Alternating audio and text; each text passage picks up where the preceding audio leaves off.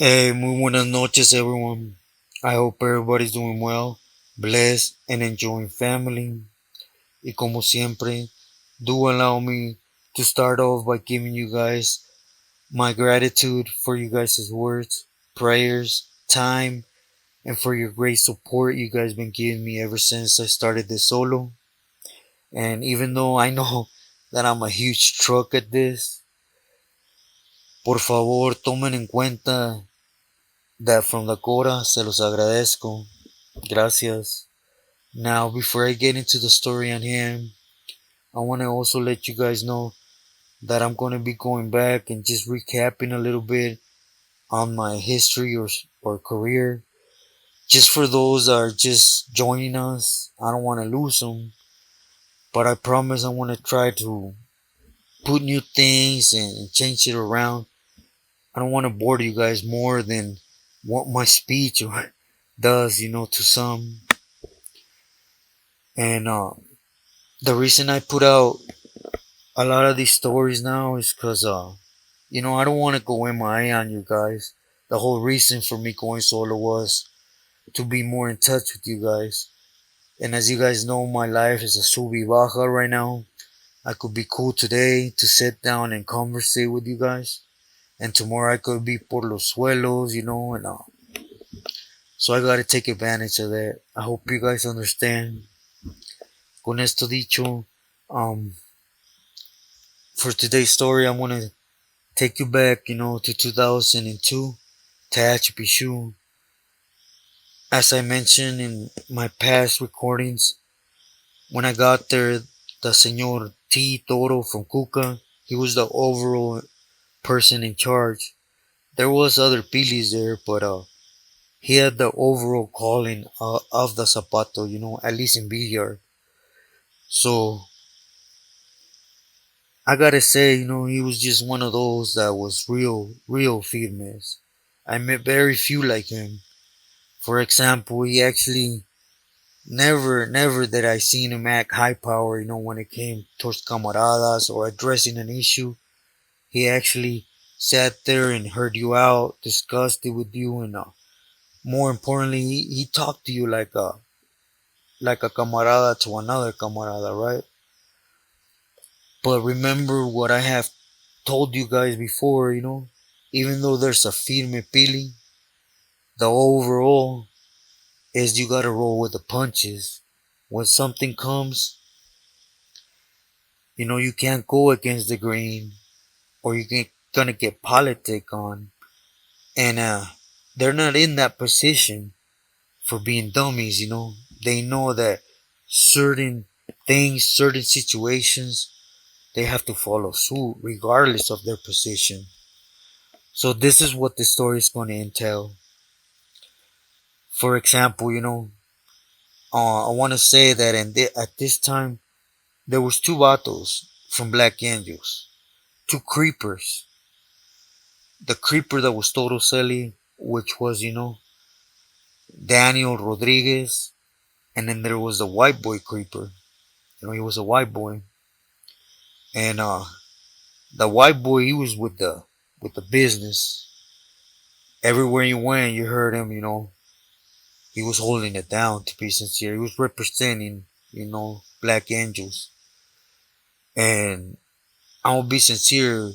Up until the point I hit 7 block on B yard, I had not heard of the other creeper. And he came into the picture, like I mentioned, because he was Toro Selly. And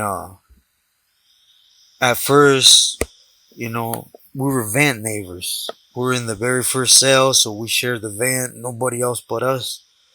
Me, my Selly Spooky, and them.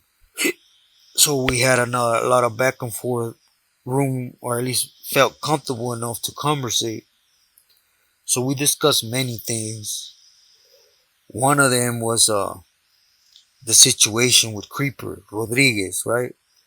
He he basically had a crew, and where he was at, he had came from High Desert. He was doing things from Turtle, from Colton, and a lot of things went wrong. For example, there was dope that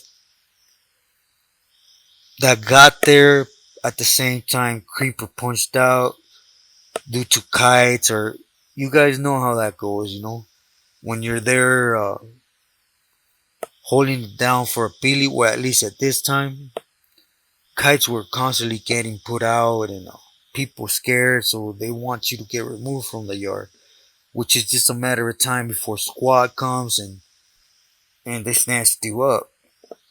So this is what happened, and in the midst of it, there was a lot of things that for Turtle that got left behind, that did not get the proper answer. So, Turtle got a total basically that there was something that had to be done. He wasn't requesting for Toto to do it because it's just not gonna happen. Have another Pili tell a Pili to go ahead and move him someone. If it's not EME, then they're not obligated to. Those are facts. So he was basically requesting to get a cell move and have somebody go up in there and take Creeper's career. Now, I don't know how long they've been cellies. When I got there, as far as I knew, Toro had just gotten snatched up not too long before from Calipad. So I don't know how long they were cellies, but as I heard, they got along pretty famous. So, this is where dirty politics come in. I don't know Toro to be at the gato. I don't. I know he liked to drink and, you know, get his happy song when he was there with us, but other than that, I never heard him for besides him making money when it came to dope. But again, dirty politics is just part of. When you got a whole bunch of tecatos that make the overall saying in the organization, you can't go against that. I said it in many stories before, right? So I guess they started talking amongst them, and they set up a plan, for Turtle not to look weak in the sense that he did not have this dealt with, and Toro looked like he took care of his hermano's wishes. Allow me to explain, please. For some reason, Toro had a bad angle when it came to Creeper, the white boy, and it had to do with Creeper somewhere along the line did something to piss, excuse my language, Turi from Kuka off. And at this time, Toro and Turi, they were like turning nail, man.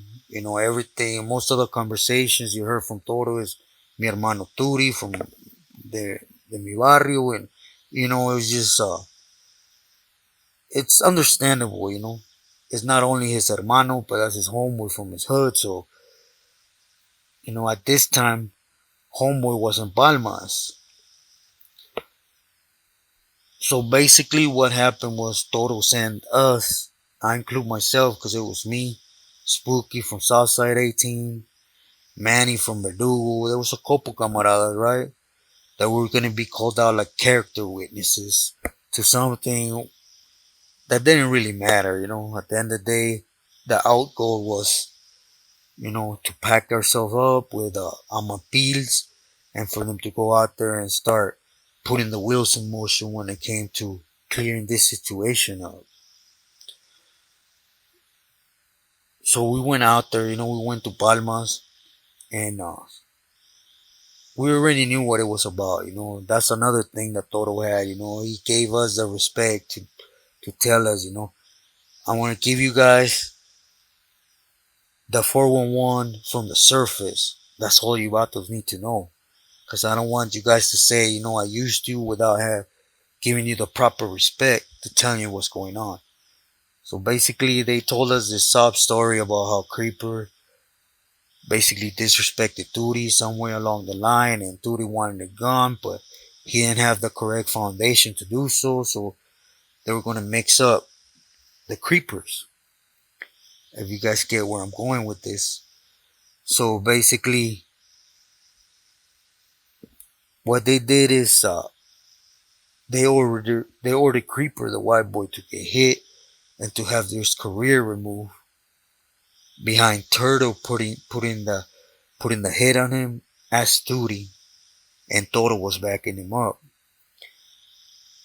So this was bad, This is something that you can't really discuss or ask why, because it's not just one senor, but three that are backing this hit. At the same time, the ones that were going out there with the some appeals were just as guilty, man. Well, I'm going to speak for myself. I was just as guilty, I knew what it consisted of. But again, at this time I was a blind pendejo, that I mixed what the causa was to look like a solid individual in the eyes of these guys. So it didn't really matter what it consisted of. It consisted of me completing my mission, right? But that don't make me less of a guilty party in this than them, right? Because I took them appeals. I got them to where they needed to go. And, it happened to the dot. They hit Creeper one time, and he sat back there, and the people he was doing things for, one was out of the country. Another one turned a blind eye because he didn't want to go against three Pilis. And it's just a common thing that happens to us Sureños. It don't matter how solid you are. It don't matter what you do. I could sincerely say, at the times that I was supporting in yards and doing this and hearing things, I did not hear not one negative thing about this Creeper, white boy Creeper. I never heard nothing good or bad either about the other Creeper. Nothing at all. But I used to hear good things about the white Creeper. But, when it came to homeboys, favoritism, whatever you do as a camarada, as a campolero, have no meaning. What matters is what I want. What's going to benefit me in the looks of my carnales. And it's not going to cost me to hurt someone I care for, even though he's in the wrong. And I want to clean it up hurting someone that don't have it coming, which is a common thing now. If you really pay attention to what's going on, man, it's the smallest things. For the smallest things, excuse me, they're taking everybody's career. Yesterday I had a comment that said it. At first I replied and then I checked myself and said, you know what?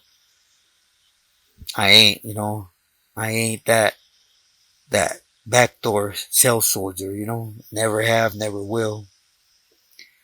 So, for all those negative comments, here I'm going to say it openly. I'm not going to pay mind to it, man. Show me in black and white. Like you can clearly judge me, and then I'll show you. Other than that, man, don't even waste your time, sincerely. I'm on here for a reason, and I'm going to stay on that path. I'm not going to pay mine. Me personally, I don't have the time to do so. And not because I'm minimizing you or your opinion. Hell no. I was always a strong believer that everybody's entitled to their opinion, regardless. But I literally don't have the time, man. I hope you guys understand and you guys just hold back on that. And I say it with the utmost respect, man. But anyways, I disculpen, getting back into the story. What happened was they hit Creeper and he didn't quite understand it. He was at the time he was touching down with his homeboys, which was Omeandi and Tortuga from Ontario. And like I said, one was out of state, the other one he wasn't gonna go against three Pilis that wanted this done, right? So he got okey doke. What I mean by that, They even used the pili tortuga, like everything's clean. It was a mistake, take it in the chin and come back out and program. Which he did, and he did not only lie to his homeboy, he had then move on his own homeboy over everything. It just goes to show, that even if, when you want to do right in that spot, you can't, because you don't want to go against.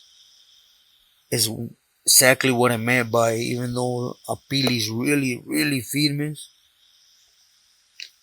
the overall is gonna dictate his actions, man. Cause even though this happened, they took his career, they hit him again, they made him lock it up. And I heard that when he hit the streets, his own barrio moved on him. Instead of, that's how much we're misled or we're blinded to believe in these individuals. His own homeboys, instead of hearing him out, decided to move on him on the streets and basically call him basura with no rules, with no, excuse me, with no foundation, with no proof, because there was none. There was paperwork, there was proof, there was kites, there was everything against Creeper Rodriguez, but again, Toro had his arm around him. So you see, no matter how famous you think Apili is, at the end of the day, it's their beliefs, it's what they want that comes first, right? And I still, till this day, don't think Toro's a scandalous Billy. He has good things in him, man. The latest thing when he got out and they were sending support to help him, and the people that were helping him from ahí, the Pilis, against the East LA San Diego Ramfla, he ended up turning on them. Then this is recently, and he helped them take out O from Valle Imperial. To me, sincerely, it was something me personally I didn't expect from Toro. But again, I don't really know what to expect from them. At the end of the day, it's all about feria and power. And for most of them, it's cuánto alimento me puedes dar para la vena, right? Now, again, I'm not saying this about Toro. I don't want to put something that's not, or that I can't say for a fact it's true, but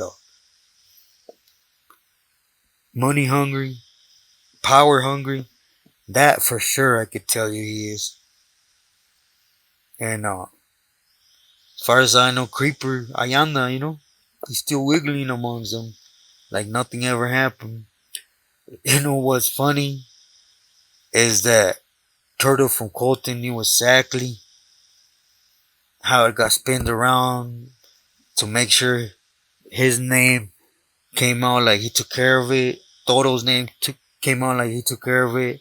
Duties, the other turtle, and I heard they were walking the same yard, man. Creeper that did it to Turtle, and Turtle did not bust a grape, man. That goes to show, a lot of people say all you want to do is say something to their face. Come on, man. At the end of the day, they worry about themselves. What they can't make a Sureño do, they ain't gonna do. But he pushed on something, so he has to stand on it, or it's just gonna make him look for what it is. Pero bueno, mi gente, this was just a really quick story I wanted to put out there about Toro from Cuca. I got a lot of stories, but I don't want to be, how do I tell you guys? Be mixing one story with the next. I want to concentrate on what's being spoken. I don't know, I'm already confusing enough. And this is just about Toro. I've spoke about him for quite a few. And I've always said, he was in my eyes, he was a cool peeling. But, always remember, he's a carnal. Carnal, worry about carnales, you know, and worry about how they're going to cover their stuff up. I mean, look at Turi. He really hurt camaradas. I mean, really hurt camaradas. He clipped them. He punked them. He even went against most of the EME, but he's a moneymaker. So he could actually provide dope, feria to them. So he's back on the wiggle. Not as a carnal, but hey, he's back, right? He ain't have to go PC. So it just goes to show, ahí está la causa, ahí está the purity of things, right? Money trumps you being no good nowadays. I remember when we used to walk the yards, it was a common thing that there was somebody with an R on the jacket. Even if they had paper that he had said something that he shouldn't have, he was paying them and ain't nobody could touch him. And you had to either put up and shut up or do something and wreck your whole career. And that's what you're seeing right now, man. You're seeing a bunch of camaradas that, sorry I say it like this to camaradas, but man, and I will include myself, we're being punked straight up. Now it's beyond that, man. We're not just being punked, man. You're being bullied. You're allowing your family to be picked on and used and abused, and you can't say nothing. Or you're gonna go PC. I just got one question, two camaradas, and I know they're not gonna reply back, but just something to stick in your head. We hit prison, YA, whatever. You know, wanting to earn our sureño stripes, our sur. Then our campolero, to be a mexica warrior, to be a warrior for the gente, the causa. And where does that go, man?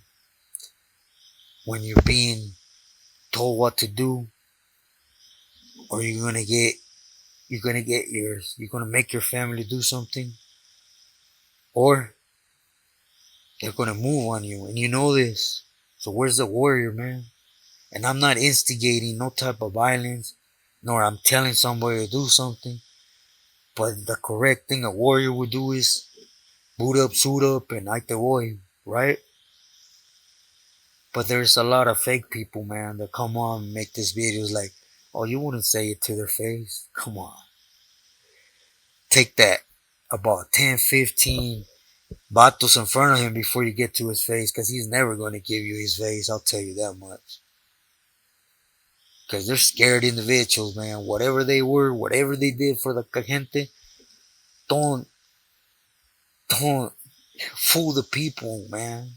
They did it in the 50s, 60s, and since then they haven't done a damn thing but use and abuse of raza, and that goes for all factions. But again, that's just the way I see it. Like this vato said, it sounds like I got a hidden agenda. Not one, man. I take it to the chin. I got used and abused. I hurt my family, trusting them. Not only myself, man. F me. F what I had to go through. I was a stupid one. I was stuck. I went through it. I accepted like a man.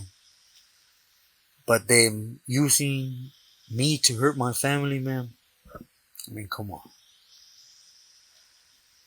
But again, my only agenda here is I hope to God that my message can reach that one person that's willing to hear me and get something from this to the point where, you know what,